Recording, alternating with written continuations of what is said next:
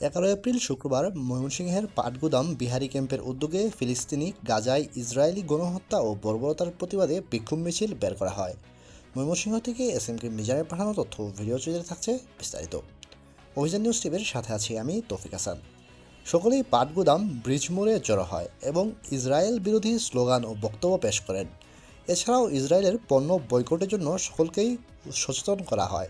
উক্ত মিছিলে পাটগুদাম জামে মসজিদের ইমাম ও খতিব সাহেব গুরুত্বপূর্ণ বক্তব্য পেশ করেন। এছাড়াও মিছিলে অংশ নেওয়া অন্যান্য ব্যক্তিরাও বয়ান পেশ করেছেন।